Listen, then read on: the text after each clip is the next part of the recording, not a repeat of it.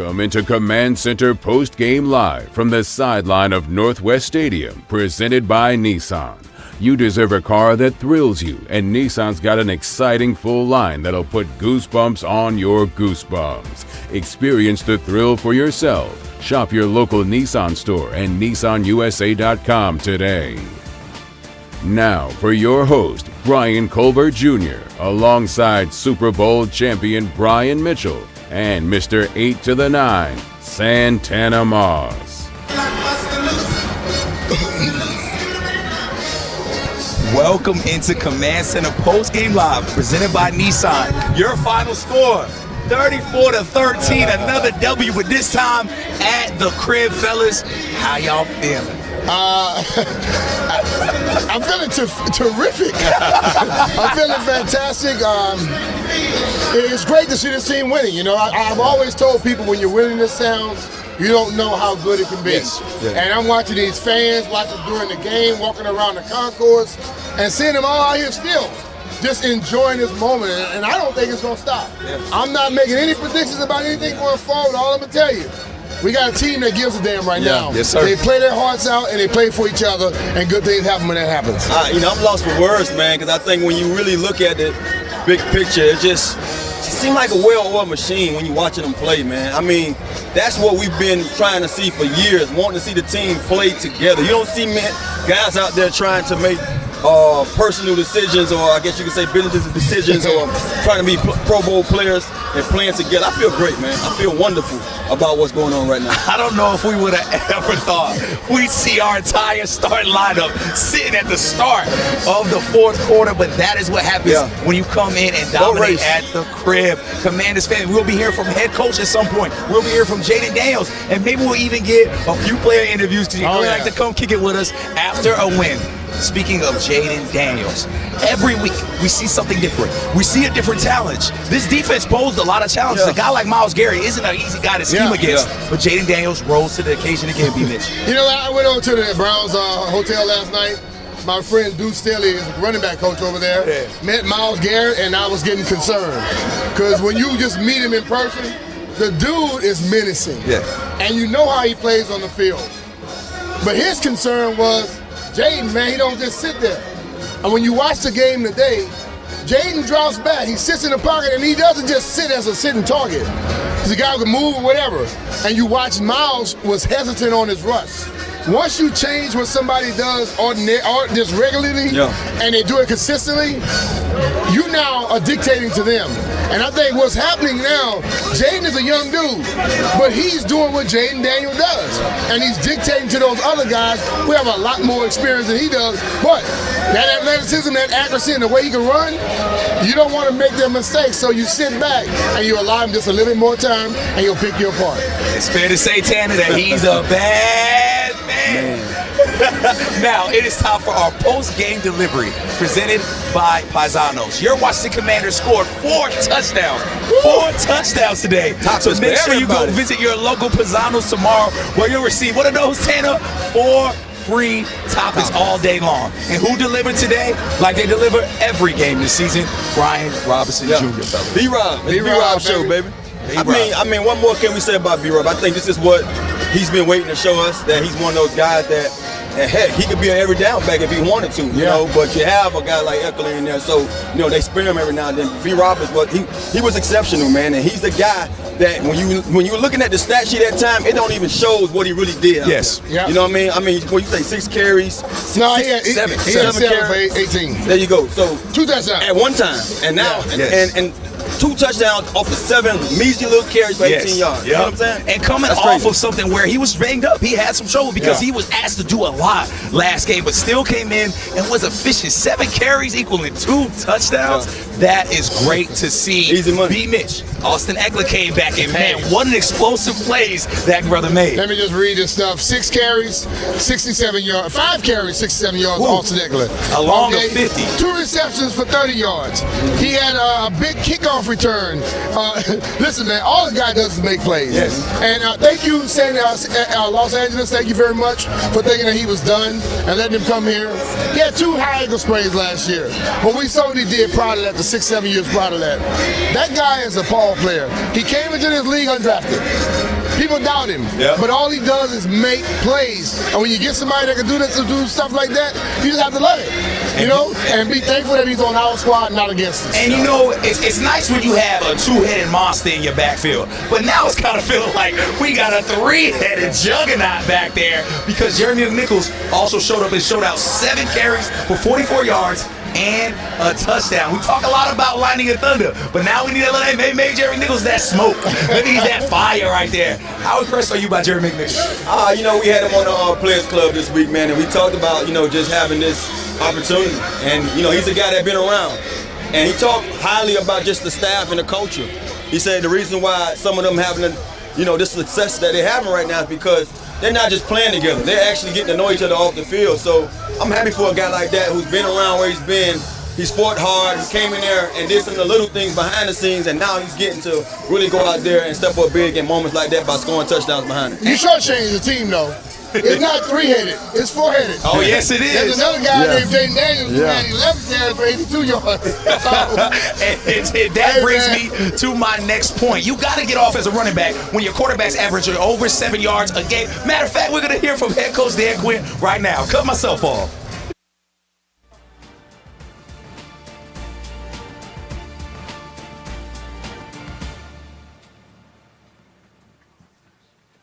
How you guys doing? All right. All right, we can get rolling. I thought before we get going, I wanted to give a shout out to the fans. I thought the fan support tonight, it was awesome, and caused a couple of false starts and some use of timeouts. And so today, home field advantage helped the defense play better on 3rd down. And so, you know, own way, that was complimentary football. And but we felt that energy and support from the sideline. You could feel the energy that was brought. So that's the home field advantage that is such a big deal. But past that, I thought today complimentary football was on display. It's something that you guys know I've talked about a bunch, things that sometimes don't show up on the stat sheet. And the play that's coming to mind for me was a long run by Eckler, and who's finishing downfield is Olamide, Zacchaeus to recover and to go, because those are turning points in it.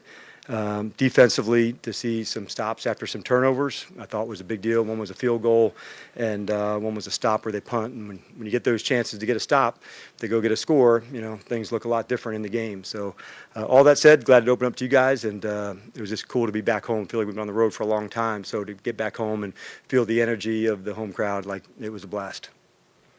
Dan, you guys got home defensively. The D-line got home for the second week in a row.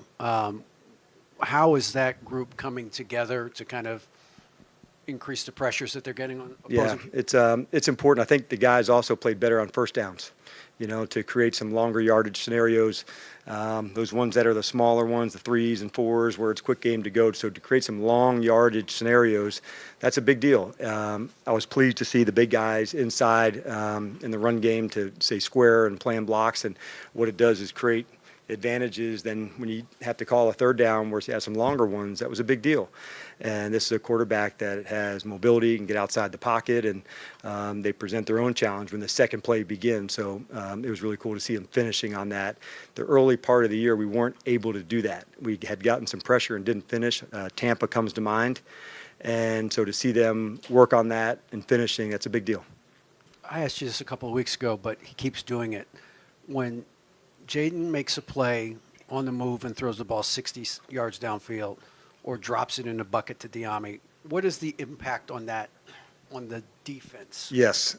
Yeah, it can be demoralizing, you know, because all of a sudden you're created some long yardage scenarios, you know, just what I was referring to on the 3rd downs. And so to have a big shot to, you know, even when the person's guarded well, to put it in the only spot it could go, the play that comes to mind before today was the one to Terry at the end of the Cincinnati game, where there was only really one spot that you could throw that pass. And he had a couple of those scenarios today. And I thought, quite honestly, it was a grimy start for the offense. It didn't go good. And I had told him inside, sometimes you learn as much from that start as you do from the 27 for 29. because different ways. But at the end, what I can tell you is like he processes quickly. All right, this is how they're going to go, then this is how we're going to go play. And so you learn from those as well. And I'd much prefer lessons and learning after winning. I can tell you that. But all of it's information, and he's such a remarkable competitor that he does learn. Congrats on the win, Coach. Thank you. We talked about Frankie Luvu multiple times during the course of the year, but can you talk about him specifically in this game? Yeah, he brings energy to our team and like unbelievable support. So his ability to create disruptive plays going forward, the physicality, and so last week was the kind of the catalyst. I thought the forced fumble and the recovery of a big play to go. Today I felt more of his presence, honestly, going forward and rushing the passer to make some plays into that way. But he brings a lot to our team. It's the energy, the standards, the kind of the substance to him, and it's awesome to kind of have the yin to Bobby's yang. You know, like Bobby Wagner is as cool as you can get in just about every scenario, and then next to him is Frankie, you know, who's wound up as wild and fun as you can get. So it's nice to have, you know, the balance of both of them, you know, doing their thing. And then we talked earlier in the week about the kind of group of number 2 receivers with Noah Brown out today. Can you talk about their impact on today's game? Yeah, and we knew there would be some spaces, and I thought Diami especially would have some chances to run through some ones to go. And I felt his speed, his energy down the field. So to score, you know, at the end of the half and get on top of somebody and playing man-to-man, those are the times where you say you have to win in man-to-man. We thought that would be the case this week. They've been historically a good man-to-man team, and even on the comments, hey, no free access. So we worked hard on releasing a man-to-man. Didn't quite start like we wanted, I can tell you that. But as the game wore on, I felt like there were more chances for the guys to demonstrate that, and they did. Hey, Coach. So I want to go back to the point you were making on the 57-yard run by Austin and just the role that Olamide played in that. Is that something that's just a testament to the type of teammate and player he is, or you all have been practicing that? I would say there's probably a little bit of both there. We do show those plays about the finishing and can we go harder and longer. And so that started well back, Kenny, in like OTAs and training camp. And sometimes we even show those examples from around the league of what finishing can look like at the end of a play.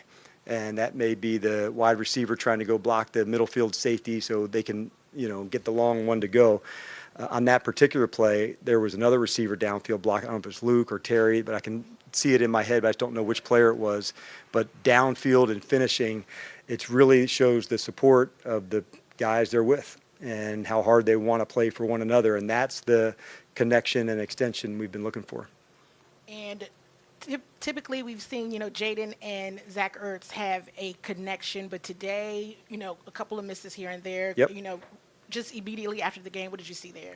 Yeah, I thought we had a couple of chances, and just I think if you'd ask them, sometimes you miss them. You know, when you nail them, it feels good, and when you miss them, it doesn't. So knowing the two of them, I'm sure they will want to be going tomorrow out, you know, to work on extra things to go. But, yeah, those two have a really strong connection. So when you miss them, you know, they don't miss them very often. Dan, back to the long pass to Terry. It's kind of a scramble drill situation. Yes. What does it show about his development that he didn't just tuck it, but he kept his eyes downfield? Yeah, I think if you remember, that was one of the things early on we talked about. I'm not sure if it was in Tampa or the Giant game where we thought there were some plays to be made down the field as you remain a passer. And so one of the things that I really appreciate about Jayden is like his ability to learn and process quickly. And so on the first game, the narrative was too many runs and this. And so like, yeah, he knew that, but like now that you're going into finding different ways to do that, when to get out of bounds, when to slide, when to remain a passer to, you know, to take your shots. And now the defenders can no longer come up. You know, you've got to stay back in coverage because now there's certainly a dual threat. So I just love the way that he's growing. He really puts the work in. That's why so many of the teammates, you know, have such high regard for him. It's been a long time since this franchise has been 4-1. What does it feel like you're building, and what possibilities are opening up here? You know, I can't regard, you know, for the past. But what I can say is for the group that's here, we really felt the fan support today. And I thought there was a definite home field advantage created. Defensively was loud. It felt like energy, like all the things that you want. But more than anything, just seeing the team connected, playing for one another, using this complementary football. I kind of referenced earlier the turnover that went to a stop, the fumble that was recovered by the offense. I thought our special teams continued to cover, to run and hit. I mean, there was a fantastic hit by by Jeremy McNichols. That energy that gets created is a big deal. And so we're going to continue to try to lean on all three phases. My favorite part of our team is the team. And there's all sorts of ways that guys are trying to find an edge and, do it for one another. Yes, just a little housekeeping. When Jayden came out in the fourth quarter, was he banged up at all, or was that just kind of you wanted to get him out? He was not banged up at all. Yep. So it was just a chance to give Marcus some chances. For him missing time on IR, we thought it was important for him to get in and get some reps.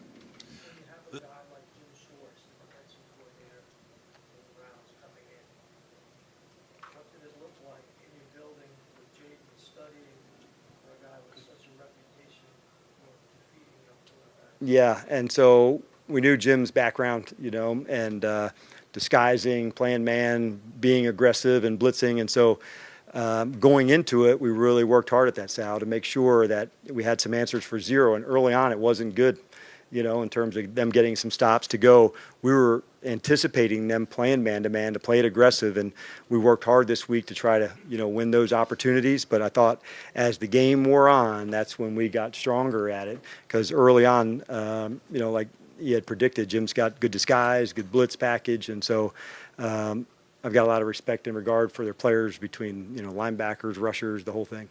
The secondary has been kind of much maligned, but particularly today, they see the past two games they've played pretty well. What have you seen out of Mikey Sanderstill and kind of his growth from week one in Tampa until today? Yeah, I think for Mikey, for Brandon, for Johnny Newton, for Jayden, for Ben Sinnott, for Yankoff, for, and I'm probably leaving some rookies out, but there is some on-the-job training that goes with being a rookie, and that's okay. I knew that coming in, and I was going to stick right there with them, knowing that you have to go through the hard ones to go. What I didn't want to do was wait till November or December for them to start feeling it, like you got to live through the fights. I knew the competitors that they were, so it hurts when you're going through them, but I've done that before, and knowing that on the other side of that is success. But you do have to go through some of the struggles. That's where some of the growth comes from, and it's not comfortable. But I also knew what they were made of, to let up a early play to Jamar Chase in the early first part of the game a few weeks ago. Like, yeah, that sucks. It hurts. But guys like William Gay, hey, keep going, keep battling for it. And knowing that, we faced some really fantastic receivers over the first part of this season, and that's what our league is. Which each team, if we go back through it, yes, yes, yes, yes, and just to know they're ready to battle for it was significant. And I knew going in there would be some growing pains. That's just how it goes. Speaking of the secondary, last week y'all obviously rotated the defensive backs. This week stuck with the same group pretty much the entire night. Obviously the results were pretty good. Was it just, hey, it's working, let's flow? Or correct? How much of it is what are the things you're considering as you make that decision, and why perhaps last week? I think sometimes just you get a hot hand, you're in a flow, and things are going good, the communication's good. You want to stay into that space. We like to roll the big guys inside a lot, knowing that end of the half's coming, end of the games are coming. So I've always been one that, moves the big guys, so like a big, deep crew that can roll hard. But finding spaces that we're improving on, that was significant. And so that's why we didn't rotate as much into that spot. It had nothing to do player or any of that. What is it about Mikey that allows him to play outsized despite the size that would on paper say he can't play out there? I think like most good players, he has a very good understanding of himself, when to stay down, when to be off, using his own strengths, going in and out. So maybe self-awareness is the right word, knowing when to match up, when to be off. And I thought Ben St. Juste also had a nice job of today. Take two more. Coach, you mentioned the offensive start was kind of grimy. How important is it for your team to have that defense kind of support the offense when that start is so slow? Yeah, I thought it was good. Our offensive practice Wednesday was kind of grimy. It was hard. We were just coming back from a long trip. It was humid out, and we were battling against one another, competition, offense against the defense. And I said it's days like this past Wednesday. We had an unusually humid day on Wednesday afternoon, and just we were going to go battle. We were going to, we had a third down competition, offense versus defense, right at the start of practice. But it was days like that that led to days like today, where it doesn't always look great, and the look wasn't good. You don't start that way, but you just keep battling. You stay in the fight, and that's why I had a lot of regard for that. Knowing I pointed that out at practice on Wednesday. It wasn't our best practice of the year. It was hot, thick, a lot of battling, but those days are important as well because the guys take a lot of pride in getting one another ready to go. Yeah, sorry if this was already asked, but you brought in guys like Frankie Luvu and Bobby Wagner to not just change the mindset of this team, but to more aggressiveness, things like that. To see that play out in a game like this, I know there's ways to go. Yeah, I thought. How gratifying is that? Hey, this is why we did this, and this is the result we got. Yeah, it's a good question, Ben, and one that you've probably heard me say. How do we feature the players best in all three phases? To say, how do we feature Eckler and covering kicks differently? We've got a good special teams unit, so can we put the ball in play to do that? Offensively, what are the concepts and the things that Jayden and the guys and the O-line can really do well?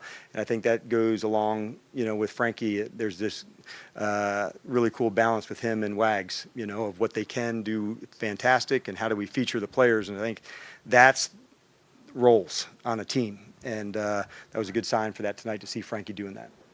All right, thanks, Coach. All right, you guys have a great night. Jayden next, and Frankie Luvu will also be podium.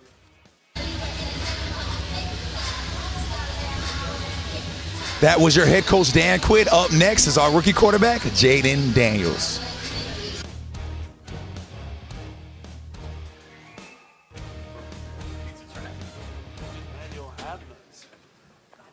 You don't have it.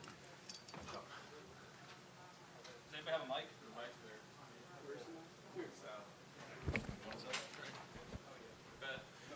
Jayden, in the locker room, Terry said, you guys played well but left some stuff out there. What does it say about your offense that you're able to go over 30 even with leaving some plays on the field?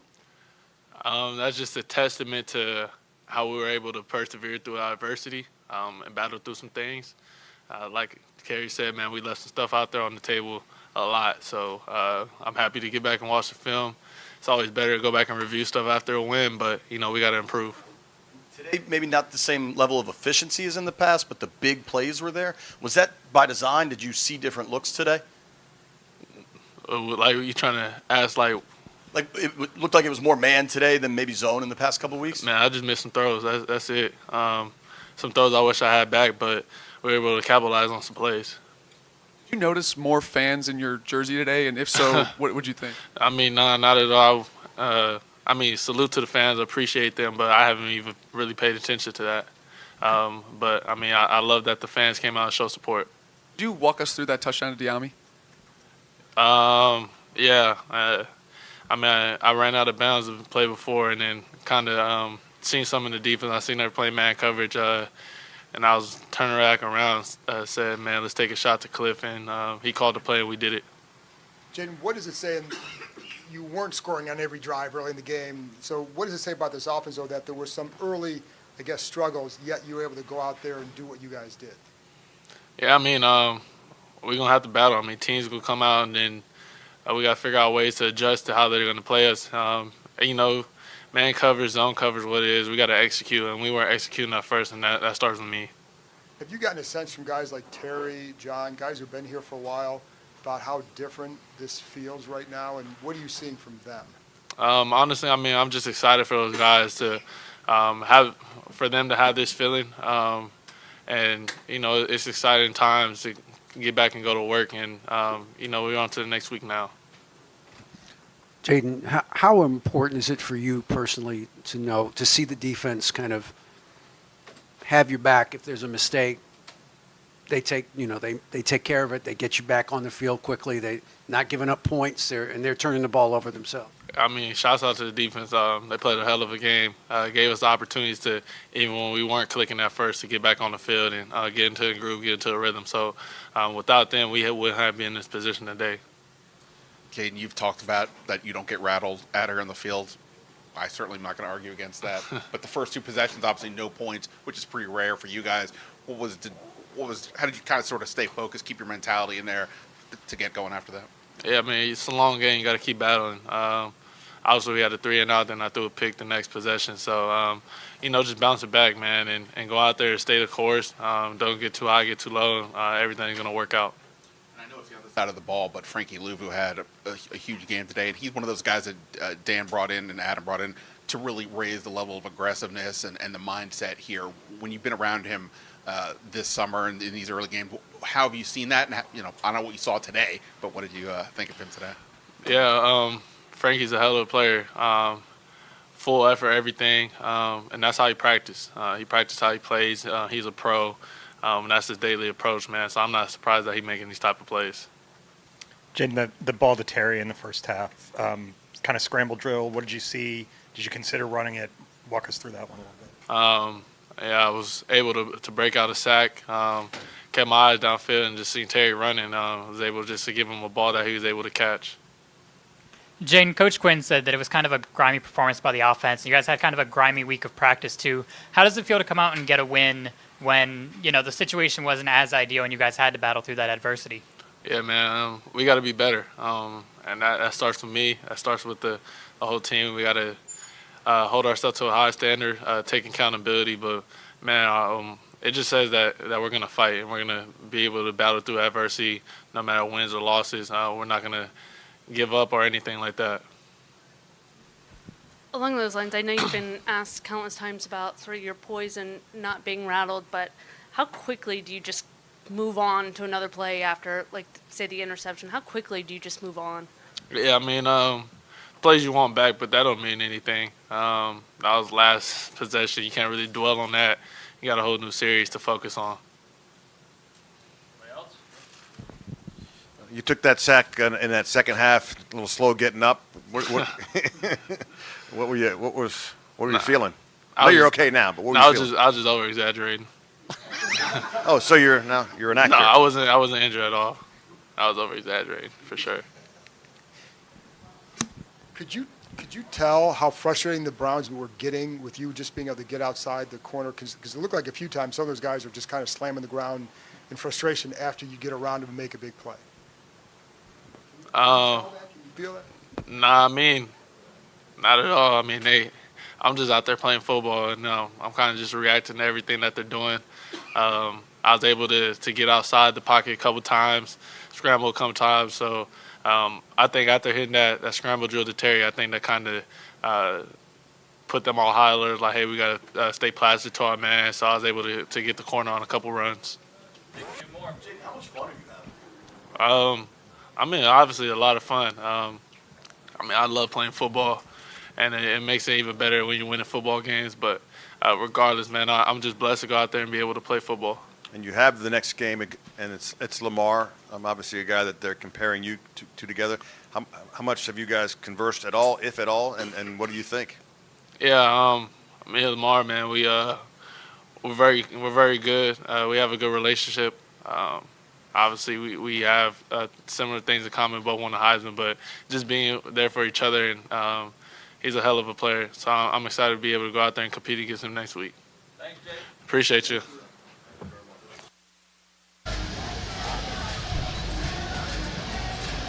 That was your rookie quarterback, Jayden Daniels. Next up on the podium, number 4, Frankie Luvu.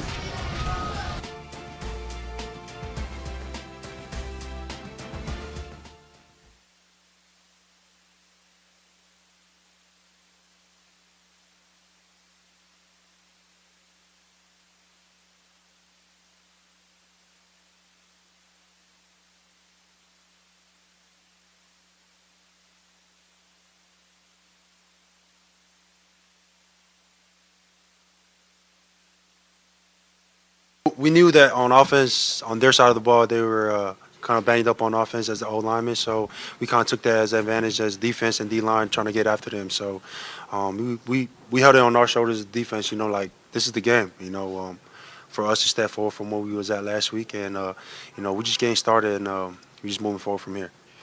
I think a couple of weeks ago, I think you and Dan Quinn said you felt like the defense was really close. Yeah. Is this kind of the product of that in Yeah. your mind? I mean, we're just getting close, but then again, there's still a lot of plays that was left out there.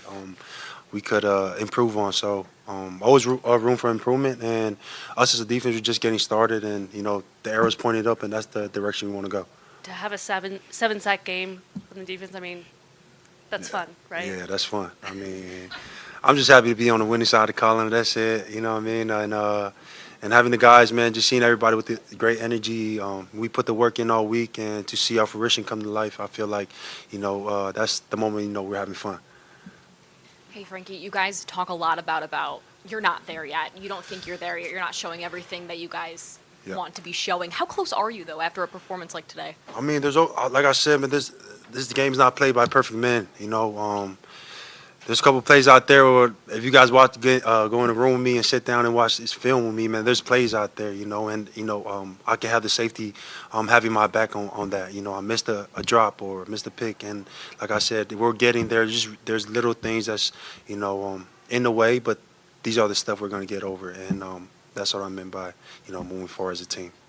And Dan and you guys talk a lot about playing complementary football. We've seen the offense and what they've been able to do. To see the defense and the offense really work in tandem today, just how much fun is that? Man, that's so much fun. That's how football's supposed to be played. Offense, they get a turnover. We come on a field, they have a field goal. Special team comes in, put us in a field position. Man, that's just football, and that's how it's supposed to be played. Frankie, can you talk about playing with Bobby Wagner? Because Coach Quinn mentioned that you were the yin to his yang, that he's the kind of quiet force, and then you bring the energy. But speak on playing with Bobby and what you've learned in these 5 games playing with him so far. I'll say just somebody that's easy to play with. Dude is just poised. He's put in the work all week. His study habits is crazy. I'm picking things up like today. Like there was a play where it was like they came out empty. And he was like, hey, Frankie, just alert that on the week, he's going to do an option route. He's going to drop right in the curl. And he threw it right behind me, So, I mean, the dude just seen the game so much, I feel like it just slowed down for him. And that's something I kind of picked off and picking his mind towards it. But, man, the dude is just easy to play with. I mean, I'm just blessed and be something to be a part of. And while he's still playing, man, I'm blessed. Frankie, as a defensive player, you've played against some great quarterbacks. When a guy like Jayden goes off schedule and just flicks it 60 yards downfield, what is that? And the guy's covered, and he just puts it into one spot it could be in. What does that do to a defense?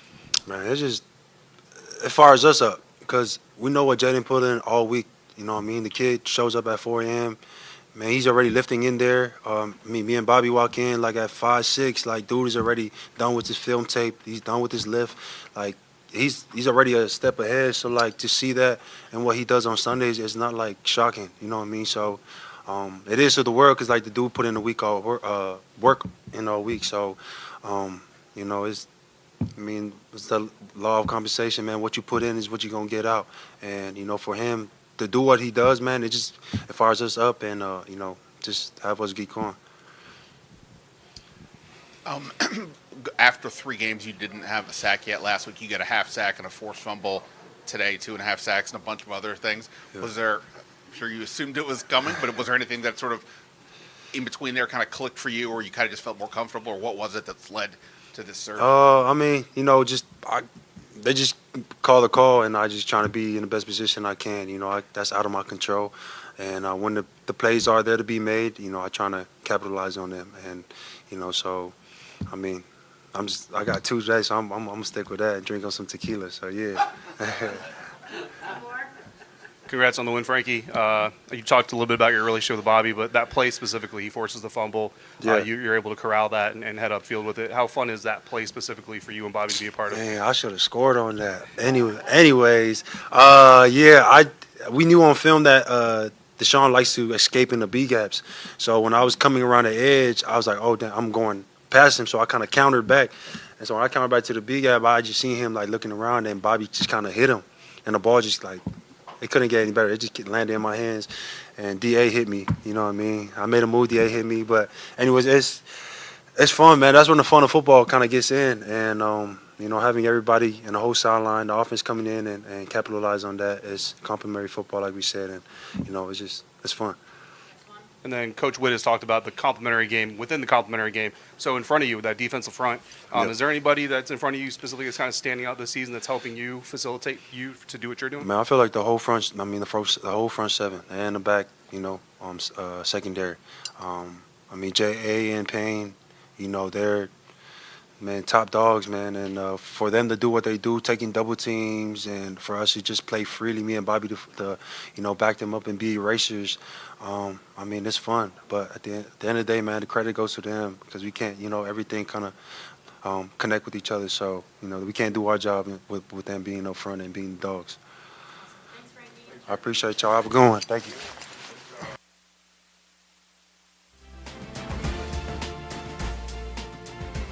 That was your linebacker, Frankie Luvu. And you know what? It's time for Toast of the Town, who is, of course, Frankie Luvu. It's your Toast of the Town, presented by La Charmaine, Day-Rob, Champagne and Branson Cognac, the official champagne and cognac of the Washington Commanders. Now, Frankie Luvu ended the game with 7 total tackles, 4 solo tackles, and 2.5 sacks. That is a bad man right there. We love number 4. Now, we got to go to break. When we come back, we will be hearing more from B. Mitch and Santana Moss. We'll be right back with more Command Center Postgame Live, presented by Nissan.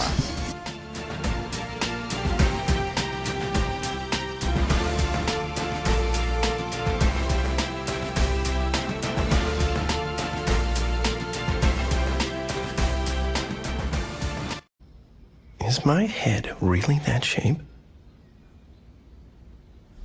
Probably just impressionism. Wait, is he a genius? Should we start saving for art school? When your questions about life turn into questions about money, there's Erica, the virtual financial assistant to help you spend, save, and plan smarter. Only from Bank of America. What would you like the power to do? Breaking news and a surprise contender in the marathon. Yes, Rachel, someone has caught up to the front. He's carrying a fridge. Something remarkable has just happened. Talk about keeping your eye on the ball. What's happening courtside? From half court, he got it! I can't believe what I'm seeing. Over to baseball. Richmond's gonna win. There's no way.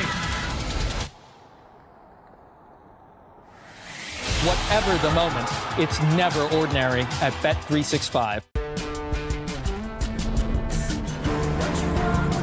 Driving the Nissan Rogue with Google built in is like... Hey, Google. Turn on Rocky's Food. It's like the ultimate connection. See why it's been awarded a Consumer Guide Best Buy and recommended by Consumer Reports.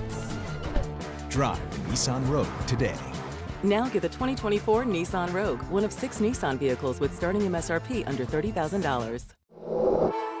It was like the entire team at Northwest Federal Credit Union was invested in my future and the success of this business. When I tell you I'm a loyal client, it doesn't even begin to say it. Are you ready to rule the realm? With a new Game of Thrones scratch-off from the Maryland Lottery, you can. This epic game gives you the chance to win up to $50,000 instantly. Or a trip to Napa Valley to play the Seven Kingdoms experience, where you could win your share of up to $7 million in cash prizes. So treat yourself like royalty and go to your local Maryland Lottery retailer to pick up your Game of Thrones scratch-off today. And let your reign begin. Commanders family, it's time for our Never Ordinary Moment, presented by Bet365. Whatever the sport, whatever the moment, it's never ordinary at Bet365. And this play right here happened in the first quarter, a 66-yard bomb to Terry McLaurin. Tanny, you said it yourself, got to keep them feet and make it in the end zone, baby. Hey, I know he was pissed off, man, but it was a great play by both of those guys. Nice way to escape the pocket and find a man down. Hey, that's what I was talking about. When you escape the pocket and can find a guy down there, it's a dream for wide receivers to know you have a quarterback that can do that. A dream come true, and it's a dream seeing the chemistry between Terry and Jayden. Locally in the legend, Logan Paulson. Brother, talk about what you see from this offense, man. Yeah, so I think, one of the things we talked about in the show this week is what happens if he's not perfect. And he wasn't perfect today, but we were able to find explosive plays. And I think he was 2 for 2 versus free rushers for 72 yards and a touchdown. He scrambled for first downs. Like, you saw that the we played Cleveland, Cleveland, right? They brought a lot of pressure, and he had a response, and he was very efficient finding those explosive opportunities, which I think is great to show that you can win in multiple ways. And then we got to talk about the defense. Like it's all about the offense, but the defense lets you stay on schedule, right? They didn't convert a third down until like the last drive of the game, and so when that happens, we can run the football, we can throw screens, we can do all the things that we've been good at, and not worry about getting out of the game flow that we like. I think it's a prime example of if two different sides of the ball feeding off each other. Yes. You know, it started off, it was just about the offense at first, but slowly the defense said, no, we want to be a part of this too. Yeah. And it makes both sides play even better. And again, not a great game, not a flawless game. However, it still ended up with 30-plus points. Logan, talk to us about Jayden Daniels and his development, the way you've seen him grow. We're only in a few weeks in, but we're seeing a better player every time he steps out on that floor. Yeah, I think it's the composure. Like that's something you always come back to. It's kind of a foundational piece of what he is and what he does. We talked about how he handled himself under pressure today, and there was many moments today where it could have been bad.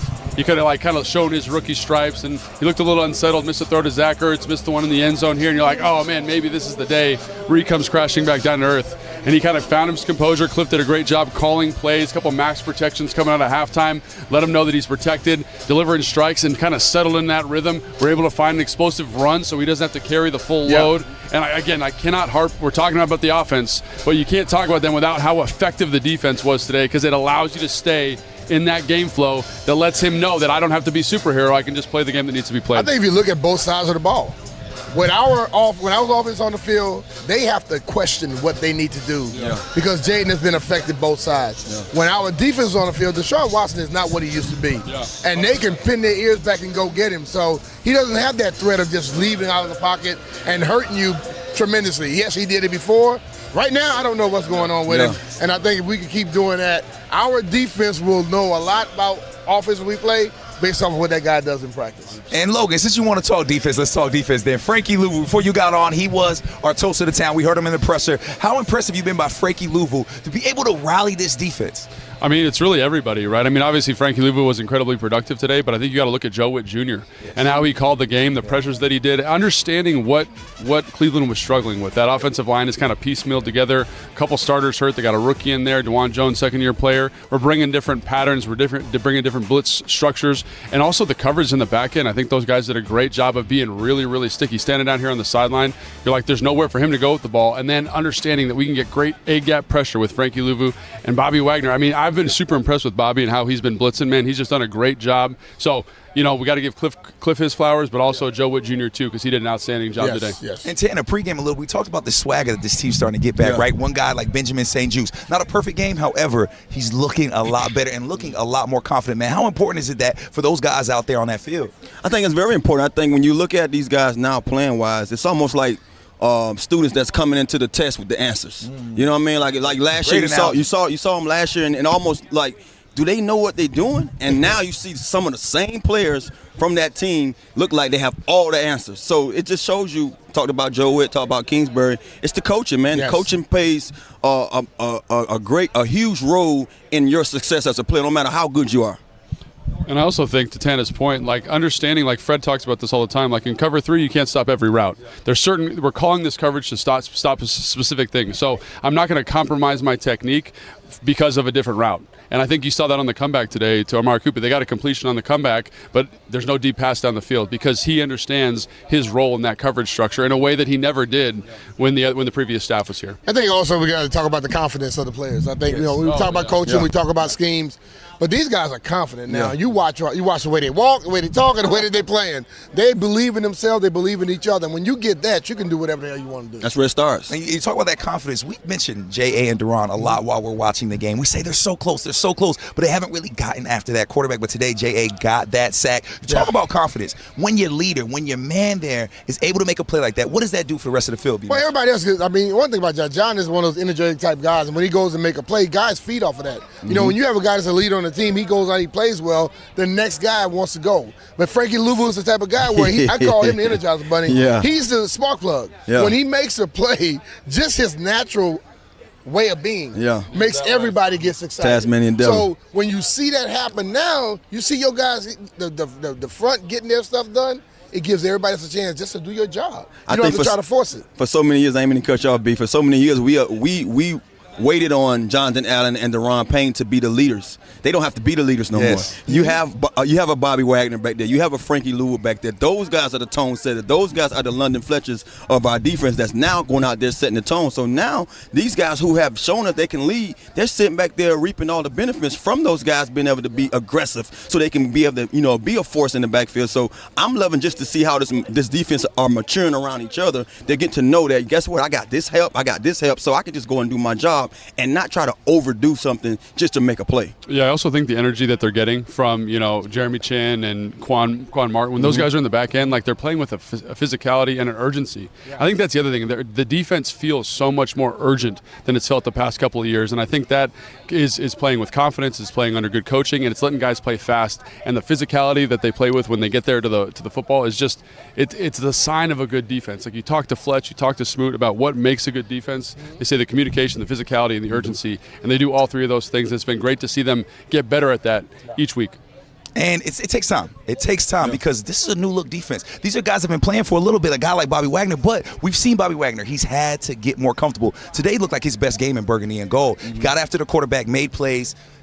Talk about Bobby Wagner a little bit, because we talk a lot about his leadership, but his play on the field has beginning to progress as well. How does that help the rest of this team? I think Tana described him really effectively on Mr. the show Deeds. this week. Yeah, Mr. Deeds. He just kind of pops up, right? He's just there. And it's not like he's crazy physical. He just understands what offenses are trying to do to him and where to fit and how to get there quickly. And that just comes with experience. It kind of reminds me of like late career London Fletcher, right? London, just because you've seen the looks, you've seen the reps so many times, you understand how to be there. And so I think his leadership's invaluable, but I also think his mentorship of Frankie Luvu. I think Frankie Luvu's playing better because you're playing next to one of the best linebackers ever to do it, and that kind of chemistry you get in there, like you said, it matriculates to the rest of the defense. So it's a special tandem in the middle, but I do think Wagner's leadership can't be overstated in terms of value, in terms of bringing what Dan wants. You talk about that leadership. Let's flip it over to the other side of the ball. The offensive line, Logan. Have you seen a team build cohesion and chemistry like this offensive line does so quick? Because it was such a question mark. We were all wondering what this offensive line is going to look like. They look really good now. Yeah, I think we always kind of assumed that if they could abide by a more kind of offensive line favorable game plan, we're going to run the football more screens, more quick game, they weren't going to be exposed in the same way they were last year. So, but I do think the signing of a guy like Tyler Biadasz is incredibly valuable. That guy, I knew he was a good football player, but watching how they've used him here and how his utilization has just grown tremendously, the way they pull him in space, the way he handles protections, the way he can get backside shades cut off in the run game, like he's a big part of the reason that B-Rob and Austin Eckler and all these guys are being super successful. And that's a small addition, but that's, if you think about it, that's 20% of your offensive line playing significantly better. And so I think his leadership, coupled with Allegretti, coupled with Cosme's kind of development, and then finding ways to maximize a guy like Wiley is extremely important. And like those guys, John Keim talked about this on his podcast, those guys hang out together. They go get dinner every single week, and I think you see that on the field in terms of their execution. I think when you look at it also, like what they're doing, they are running the football, which is what every offensive lineman wants to do. They can be aggressive. Yeah. When you're a pass protector, you're being passive, and you're giving the defense a chance to be aggressive. So they run it, and then you got a quarterback gonna get rid of the ball like that. So it makes their job a lot easier, and then you get a lot more confidence. I go back to that confidence thing all day. When you're confident, you can play football. When you're confident, you can play football. And when you're confident, you can make fast plays. So you know what? It's time for your fast play of the game, brought to you by Maryland Lottery. Please play responsibly. And this one is a bomb to number 2. We were all happy about this. De'Ami Brown with the 41-yard touchdown reception. Logan, you talk about those explosive plays when your offense isn't necessarily hitting on all cylinders. What an explosive play this was. Yeah, and I love how Cliff called this, right? They were in kind of that 2-minute hurry-up situation. You could tell the defense was fatigued. They weren't bringing pressure at the same rate. Jayden Daniels sticks in there and delivers just one of the most beautiful passes you'll ever see. But, I think the other thing in terms of getting explosive, watching Jayden kind of break the pocket, do some of that other stuff is really special, but playing in the context of the offense. So you saw that one where he's off schedule to Terry. You see him play in the context of the offense with the throw to De'Ami. Both extremely special plays. And I think just speaks to, again, like not overly efficient today, but the playmaker. And see how that comes to light. And everyone talks about the comparison with him and C.J. Stroud. C.J. Stroud evolved in the NFL because of his ability to make plays. And just look at this throw. I mean, this throw does not get any better, Tana. I mean, you'd probably love to catch this ball right here. All day, every day. All day, every day. He gave it to him in a position where he had outside, had that room to work with. You know, it's one of those things that we talked about, too. You talking about the Brown brothers. One of those guys was going to be down today, Noah Brown, and the other one stepped up. And they asked who was going to be that guy. And I initially said, it don't have to be one guy. It's so many explosive playmakers on this offensive team that you can just fit a guy in that position. I mean, fit a guy in that spot. So it was great to see Diami kind of, get his feet wet this year. You know what I mean? Yeah. Now he can go out there and we can really count on him because to me, all those guys, B-Miss talking about confidence, that's how you get the confidence because you have a quarterback that believes in you and he gives you opportunities. So now all those guys have a good feel going into the game each and every week. Right in the bucket. Any player that gets their number called makes a play. We called the legend Logan Paulson's number and he came here and made some plays for us. Thank you so much, Logan, for taking the time. We know you're a busy man. And we're going to hit the break. When we come back, we will put a button on this show and keep celebrating this win. This is Command Center Postgame Live, presented by Nissan.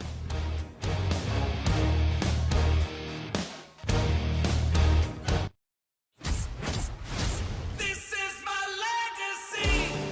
A legacy is earned with generations of proven reliability, standing tall through the test of time, leading, innovating to build the best vehicles with the best value.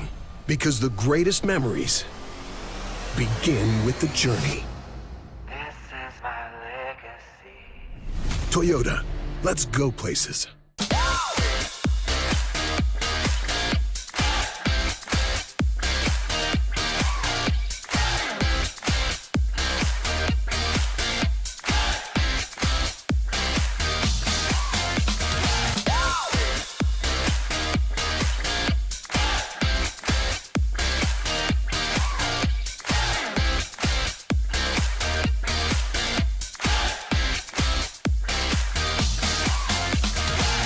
Join me as I take a deep dive into the least consulted ticketing app in history, SeatGeek. Did SeatGeek invent the ticket? No, but we do make them work. Drum roll, please. Ooh, how do I use the Seat View feature? It shows seats with a pole blocking the view. Don't buy those. What if I want to sit behind a pole? Buy those. Join me as I bore you to death with a series of interviews about a ticketing app that just does what it's supposed to do. Breaking news and a surprise contender in the marathon. Yes, Rachel, someone has caught up to the front. He's carrying a fridge. Something remarkable has just happened. Talk about keeping your eye on the ball. What's happening courtside? From half court, he got it! I can't believe what I'm seeing. Over to baseball. Richmond's gonna win. There's no way. Whatever the moment, it's never ordinary at Bet365.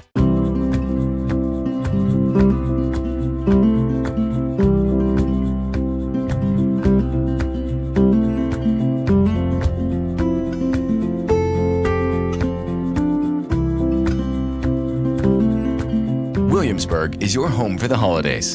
From fall foliage to winter wonderlands and everything in between, Williamsburg has it for less. Plan your affordable getaway today.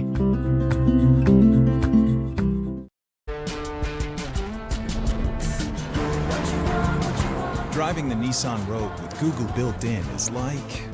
Hey Google, turn on Rocky's food. It's like the ultimate connection. See why it's been awarded a Consumer Guide Best Buy and recommended by Consumer Reports. Drive the Nissan Rogue today.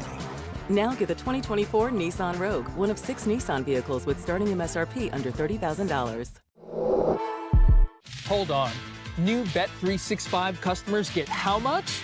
That can't be right. It's true. Join Bet365 today and get $200 in bonus bets when you bet $5. You could spend them on bets like the spread, run line, totals, and player props.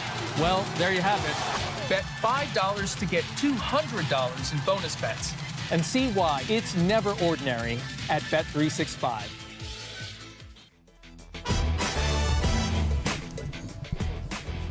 Welcome back into Postgame Live, presented by Nissan. Your final score, 34-13. The Commanders get the win at home. Now, let's take a look at the road ahead, brought to you by Nissan. At Nissan, we make cars that thrill. Experience the thrill for yourself today. Shop NissanUSA.com. Week 6. We go over to our play cousins in Baltimore. Woo! The Ravens at 1 p.m. Then week 7, we're back at the crib. We take on the Panthers at 4:05. Then week 8, I think all eyes will be on us. Take on the Bears and Caleb Williams at 1 p.m. from the crib. Now let's talk about this Ravens matchup a little bit because they are play cousins. There is a little bit of rivalry there. B-Mitch, we talked about that a little bit over at DC Prime.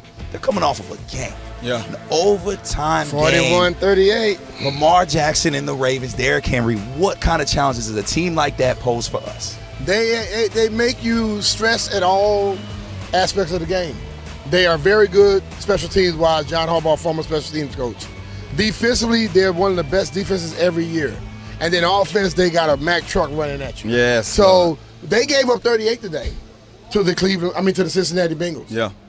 We scored a lot of points on Cincinnati as well. So we should have some confidence that we could compete with them. Yeah. And I think the ultimate thing is you can't worry about what they do so well. Worry about what you do well. Because this team is getting better every week. Get better next week, and then the Ravens got to worry about what you're doing. You don't worry about what they're doing. You know, speaking of play cousins, it's almost like when you went to grandmama's house, and, you know, my mom, you know, had me, and I was, you know, her son, and then her sister had a boy too, and he looked just like me, but we had similarities. So it's going to be one of them kind of matchups. You have Lamar Jackson, who can do a lot in the backfield with his legs and with his arm. Then you have over here cousin Jayden Daniels that can do the same thing, but he's the younger kid. He's the new kid on the block. So it's going to be interesting because it's going to be those guys trying to figure out how they can stop our guy, and we're going to be doing the same thing. And both of us have a run game to go behind it. So it's going to be one of them heavyweight bouts, man. And then we're going to all eat collard greens and macaroni and cheese and chicken and all that stuff when it's all over. And Ted, one thing that younger sibling gonna do, a younger cousin gonna do, is poke them buttons. And hopefully we can push some buttons as well. Before we wrap up the show, Tanner, man, you got some good analogies today, brother. But that must be because you was the legend of the game, bro. You was out on that field waving that flag. Energy, dog. You had that energy. Talk about the energy in this stadium. You got to be on this field again, man, and how that felt. I swear to you, I thought I had got enough of it until I was out there doing it. And I've been here for years now doing this.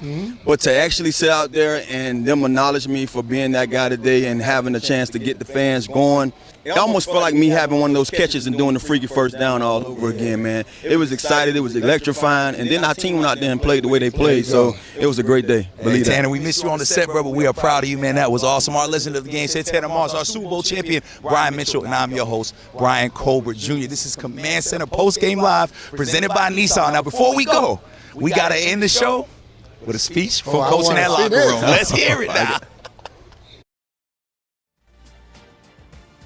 Hey, a couple things, man. First thing we said, let's make sure identity, all right? And, like, leave no doubt about that, all right? We still left some meat on the bone about it, but that is our identity, all right? No question about it. Last one.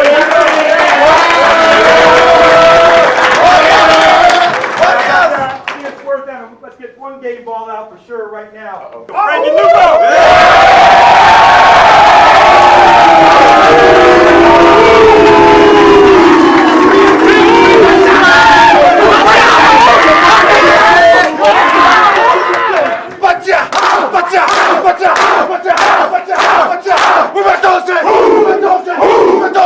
You 2K and we play!